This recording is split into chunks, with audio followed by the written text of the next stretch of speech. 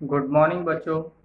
जैसा कि हम 10th क्लास साइंस में चैप्टर नंबर 4 पढ़ रहे हैं, तो इसमें हमारा टॉपिक IUPAC चल रहा था और मैंने कल सभी बच्चों को प्रतिस्थापी और रिंग के बारे में, कार्बन श्रृंखला के बारे में और बॉन्ड के बारे में मैंने कल सभी को समझाया था और बताया था। क्योंकि बार बार मैं वही चीज़ इसको रिपीट करके लिखता रहूं, तो उसमें मैंने समय बचाने के लिए मैंने इसको पहले से ही लिख रखा है, क्योंकि बार बार वही लिखना होगा। यदि मैं इसको नहीं लिखूंगा बार बार, तो आप इन एग्जाम्पलों को नहीं समझ पाएंगे। इन एग्जाम्पलों को समझाने के लिए मैंने ये सब कुछ पहले से ही लिख लिया है, बट मैंने क्रियात्मक समूह के बारे में जानकारी नहीं दी थी।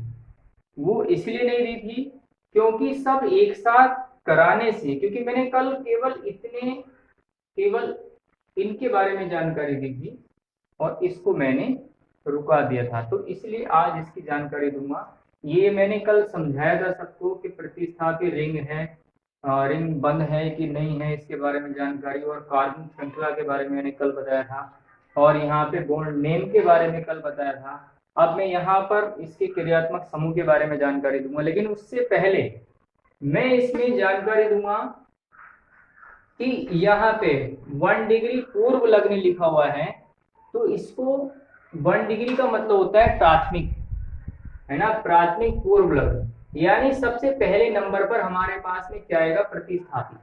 यदि नहीं है तो उसको छोड़ देंगे।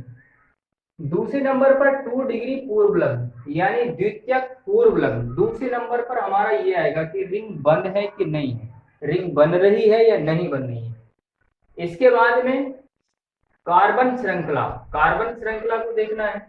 इसके बाद में सेकेंडरी अनुलग्न यानी दूसरे नंबर पर यानी अनुलग्न। तो कहने का मतलब द्वितीयक अनुलग्न, मतलब ये अनुलग्न वाले जो है वो बाद में आएंगे। पूर्व मीन्स पहले, अनु मीन्स बाद, ये ध्यान रखना।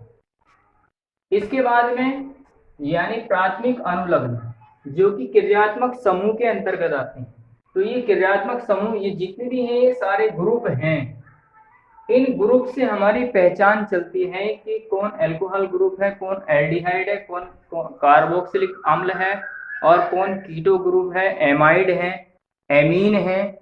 ये सब क्या होते हैं, ये ग्रुप में आते हैं, यानी क्रियात्मक समूह होते हैं। तो इसमें जो है यदि OH है तो इसको क्या पढ़ेंगे हम, एल्कोहल। लेकिन इसको शॉर्ट में जो लिखा जाएगा, क्या लिखा जाएगा, ऑल। और यदि ये ऐसे भी लिखा जा सकता है, इस प्रकार से भी लिखा जा सकता है, तो इसको हम क्या पढ़ेंगे, एल्डिहाइड। इसको हम शॉर्ट में बोलते क्या हैं, एल। ये ध्यान रखना। इसके बाद में यदि इस प्रकार से कहीं ग्रुप चेन के अंतर्गत आता है, या वो इस प्रकार भी हो सकता है, और बॉन्ड COOH भी हो सकता है, तो वो क्या कहलाता है, कार्बोक्सिलिक अम्ल, जिसको हम शॉर्ट में लिखते हैं ओइक अम्ल। इसके बाद में ये क्या होता है, कीटो ग्रुप, यानी जिसको हम कीटोन बोलते हैं, शॉर्ट में इसको पढ़ा जाता है ओन। इसके बाद में ध्यान देना है कि इस प्रकार से भी लिखा हो सकता है, ये इसको हम बोलते हैं केवल और केवल एमाइड। और यदि NH2 जुड़ा हुआ है, इसको हम क्या बोलते हैं, एमीन। और इसको लिखा कैसे जाता है IUPAC में, एमाइन। इसके बाद में SO3H यानी सल्फोनिक अम्ल, इसको हम सल्फोनिक अम्ल पढ़ते हैं, इसको सल्फोनिक अम्ल लिखा जाता है। तो इसी के साथ में कुछ एग्जाम्पल हैं, ये मैंने जो लिया है एकदम सीक्वेंस से लिया है। जितनी भी IUPAC है, लेकर के छोटी क्लास से बड़ी क्लास तक, नेक्स्ट क्लास तक, ये जो मैंने लिखा है, ये ध्यान देना है कि मैंने इसी सीक्वेंस में कभी भी, यानी बॉन्ड नेम और क्रियात्मक समूह किस प्रकार लिखा जा सकता है और किस प्रकार IUPAC नाम हम लिखते हैं, हम जो गलती करते हैं कि वो क्रियात्मक समूह पहले आना है या प्रतिस्थापी बाद में आना है, कि डबल बॉन्ड की ओर से काउंटिंग करनी है कि ट्रिपल बॉन्ड की ओर से। तो मैंने इसीलिए ये सब एकदम सीक्वेंस में लिया है। इस सीक्वेंस के अनुसार आपकी IUPAC कभी भी गलत नहीं होगी, एकदम सेट होगी। ये ध्यान रखना है, क्योंकि मैंने सीक्वेंस के अनुसार ही इसको लिया है और सीरियल से, ये IUPAC का एकदम सीरियल है। इस सीरियल के अनुसार ही आप सभी बच्चे अपनी IUPAC तैयार कर सकते हैं। देखो इसके साथ मैंने इसका एग्जाम्पल लिया है क्वेश्चन CH4। इसको हम कैसे लिख सकते हैं? सीधी सी बात, एक कार्बन है तो बॉन्ड नेम कैसे पता चलेगा? तो देखो मैं इसको ऐसे भी लिख सकता हूं कि एक कार्बन है, हाइड्रोजन कितने, 4 हैं, ये लिख दिया। तो यहाँ पे देखो मैं इसको इस प्रकार भी लिख सकता हूँ, हाइड्रोजन कितने, 4 है, 1 2 3 4। कार्बन ने भी अपनी बॉन्डिंग पूरी कर ली, कार्बन ने अपनी 4 बॉन्डिंग पूरी कर ली। और मैंने ये भी बताया था कल कि कार्बन, यानी कहने का मतलब ये है कि दो बॉन्डों के बीच 109 डिग्री 28 मिनट का एंगल होता है, ये मैंने जानकारी दी थी। तो अब आगे नेक्स्ट यह है कि CH4 हम इस प्रकार से लिख सकते हैं, कितने कार्बन है, एक कार्बन है ना, और बॉन्ड कैसा है, सिंगल है। बहुत सिंपल बात है, मैं इसको भी लिख के दिखा रहा हूं, लेकिन यहाँ पे देखना है कि सीक्वेंस के अनुसार चलेंगे। इस वाले सीक्वेंस में प्रतिस्थापी इसमें है नहीं, रिंग है या नहीं, रिंग बंद हो रही है क्या, नहीं हो रही। नेक्स्ट कार्बन श्रृंखला, यानी एक कार्बन है, एक कार्बन के लिए क्या लिखेंगे, मेथ प्लस, ये सब प्लस में ही होना है, ये क्या होना है, सब प्लस में होना है, मतलब उसमें ऐड हो जाएगा। इसके बाद में देखना है कि बॉन्ड, भाई सिंगल बॉन्ड है, यहाँ पे देखो देखने को मिल रहा होगा सिंगल बॉन्ड है, तो सिंगल बॉन्ड के लिए क्या लिखेंगे हम, एन। देखो यहाँ पे मैंने एन लिखा, तो मेथ प्लस एन, इसका संधि विच्छेद करके लिख देंगे मेथेन, इस प्रकार से। अब यहाँ पे देखो नेक्स्ट, इसमें कार्बन देखो कितने हैं। सबसे पहली बात तो ये है कि हम इसमें जितने कार्बन है वो कार्बन काउंट करेंगे। देखो इसमें तो देखना ही नहीं, किधर की साइड से भी काउंट कर सकते हैं, एक कार्बन, दो कार्बन,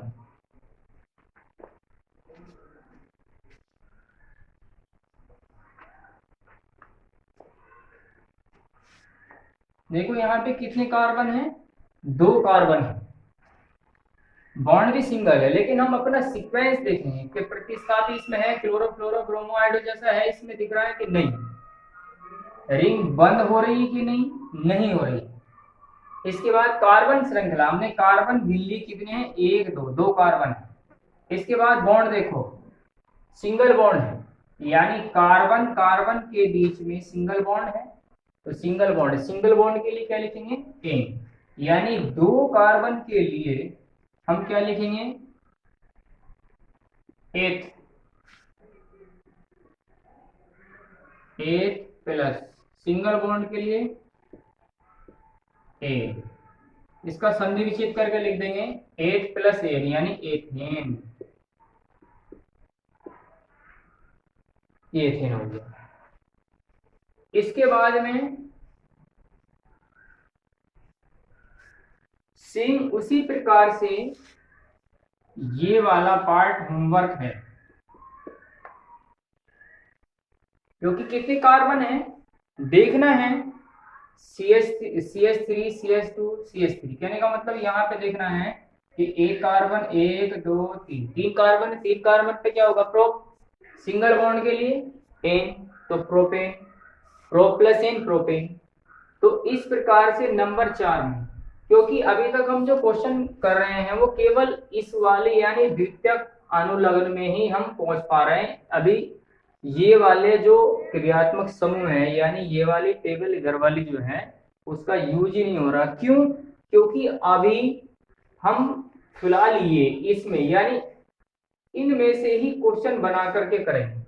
इसके बाद में क्रियात्मक समूह वाले क्वेश्चन भी आएंगे, मेथिल, एथिल, प्रोपिल, मतलब अगर वो एथेन है तो एक हाइड्रोजन कम हो जाएगा, तो वो इल लग जाएगा। मतलब ये सारी चीजें जो हैं वो सब मैं बाद में बताऊंगा। सबसे पहले जो हमारा सरल क्वेश्चन है वो हम करें।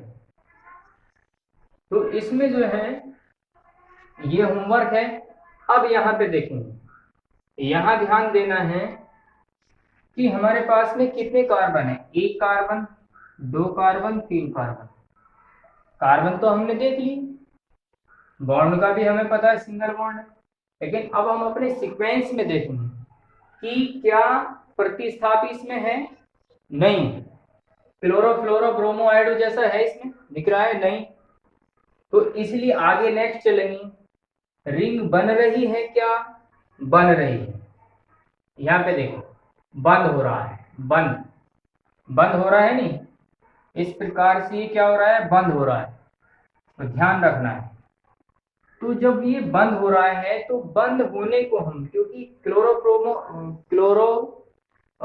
फ्लोरोब्रोमाइडो जैसा कुछ नहीं है, लेकिन रिंग बन रही है ना, तो इसमें सबसे पहले हम क्या लिखेंगे, ब्रोमो। क्या लिखेंगे, ब्रोमो। यहां लिखता हूं,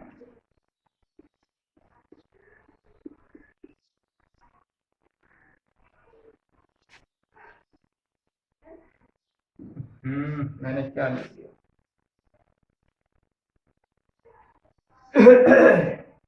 देखो यदि रिंग बन रही है तो उसको हम क्या लिखेंगे, साइक्लो।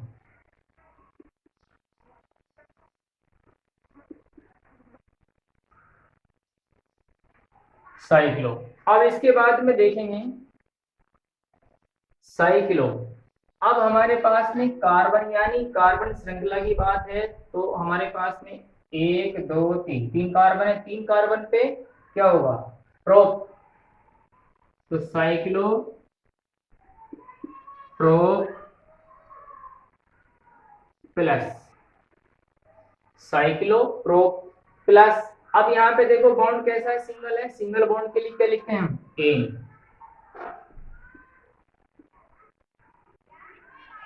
तो अब इसका संधि विच्छेद करके लिख देंगे, साइक्लो तो लिखा हुआ है ये,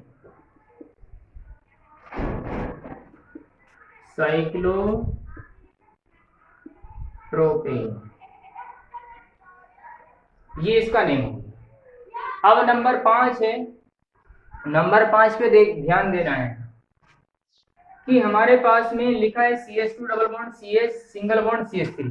लेकिन अब ध्यान देना है कि हमारे पास में यदि डबल बॉन्ड है तो सिंगल बॉन्ड को मेंशन नहीं किया जा सकता। तो यहाँ पे ध्यान देना है कि अब जब डबल बॉन्ड आ जाए, ट्रिपल बॉन्ड आ जाए, तो काउंट किधर से किया जाता है, ये ध्यान रखना हो।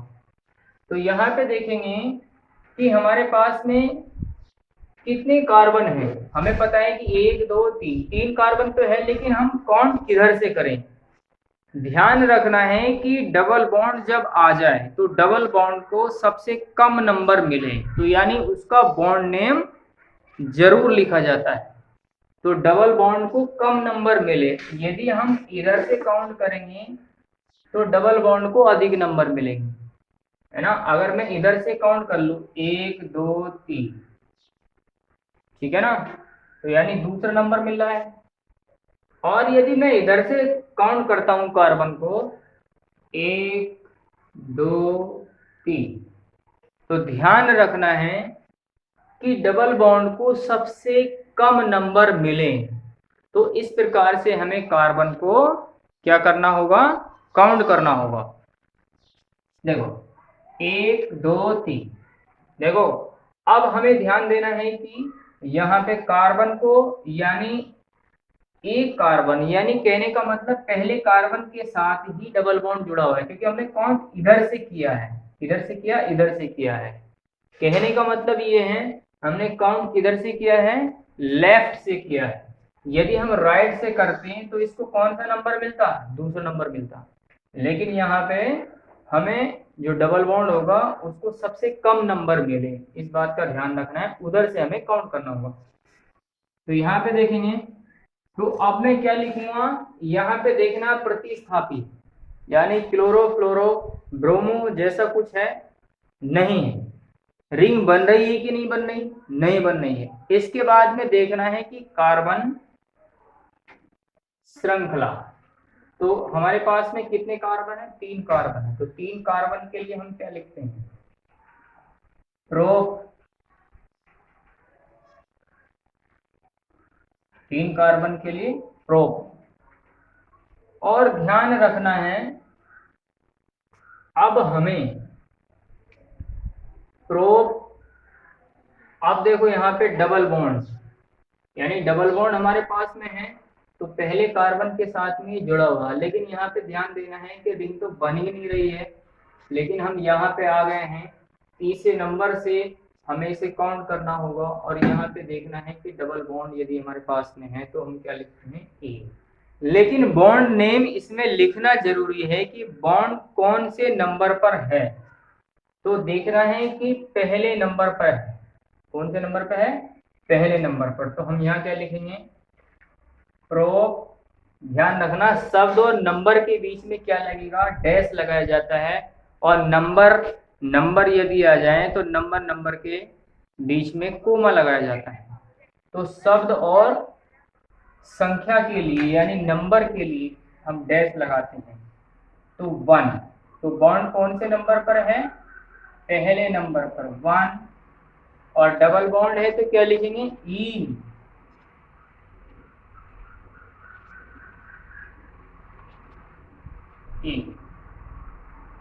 अब देखो, यदि हमारे पास ये लिखा आ जाए कि प्रोप 1 ई, तो हम यहाँ भी छोड़ सकते हैं इसको, लेकिन जो हमारे पास में 1 लिखा हुआ है इसको 1 को वरीयता नहीं दी जाती, तो इसलिए हम इसको क्या लिखेंगे? प्रोप। ठीक है नहीं? तो हम इसको क्या लिख सकते हैं? प्रोप 1 ई, यानी प्रोटीन हम इसको लिख सकते हैं, है ना? क्या लिख सकते हैं? प्रोटीन।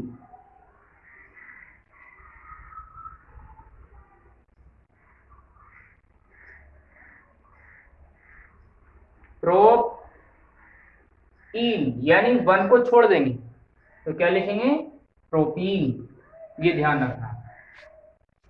इसके बाद में ये नंबर 6 है, डबल बॉन्ड बीच में आ रहा है, तो हम इसमें क्या करेंगे? इधर से भी चाहे तो इधर से भी काउंट कर लें। यदि मैं 1 2 दूसरे नंबर पर आ रहा है 1 2, चाहे तो इसमें जब डबल बॉन्ड बिल्कुल दोनों ओर बराबर पड़ रहा हो तो हमें ध्यान रखना है, जब बराबर पड़ रहा है तो वो कहीं से भी इसको काउंट किया जा सकता है, कि चाहे तो लेफ्ट से काउंट कर लो चाहे राइट से काउंट कर लो, वो बराबर ही नंबर पर है। देखो 1 2 1 2, कहीं से भी काउंट कर लो इसमें। तो इसमें कितने कार्बन है? 1 2 3 4। ठीक है नहीं? तो 4 कार्बन है। तो मैं क्या करूंगा? मान लीजिए मैंने काउंट इधर से कर लिया, 1 2 3 और ये 4 कार्बन है। अब देखो यहाँ पे प्रतिस्थापी जुड़ा है, क्लोरोफ्लोरो ब्रोमो आयोडो जैसा कुछ है? नहीं है। रिंग बन रही है? नहीं बन रही है, केवल और केवल कार्बन है। तो कितने कार्बन है? 1 2 3 4। 4 कार्बन पे क्या होता है? ब्यूट। तो मैं क्या लिखूंगा इसको? ब्यूट। ब्यूट। अब बॉन्ड नेम लिखा जाएगा, क्योंकि देखो मैंने यहाँ पे लिखा चौथे नंबर पर क्या है? ब्यूट है, तो ब्यूट लिख दिया। इसके बाद में देखो डबल बॉन्ड के लिए क्या लिखते हैं? ई। और कौन से नंबर पर है, क्योंकि हमें डबल बॉन्ड या ट्रिपल बॉन्ड कौन से नंबर पर है वो हमें बताना होता है। तो कौन से नंबर पर है? दूसरे नंबर पर, ब्यूट 2, डबल बॉन्ड के लिए ई।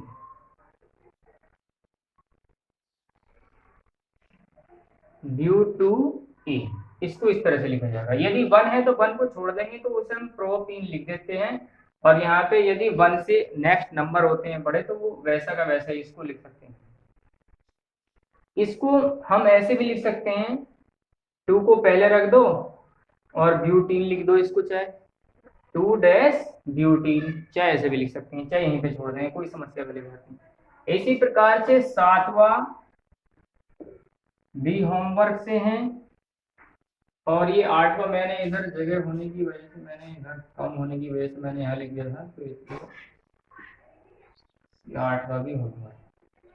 ये होमवर्क है। सभी बच्चे ध्यान दें कि चैनल को सब्सक्राइब करें, और उसमें मैं बहुत ही धीरे धीरे करके बढ़ा रहा हूँ ताकि सब बच्चे आसानी के साथ समझ लें।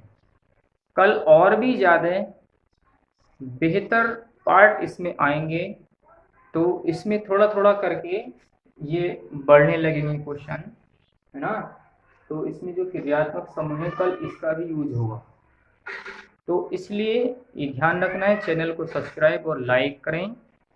यदि आप चैनल सब्सक्राइब करेंगे तो नोटिफिकेशन प्रतिदिन आपको मिलता रहेगा।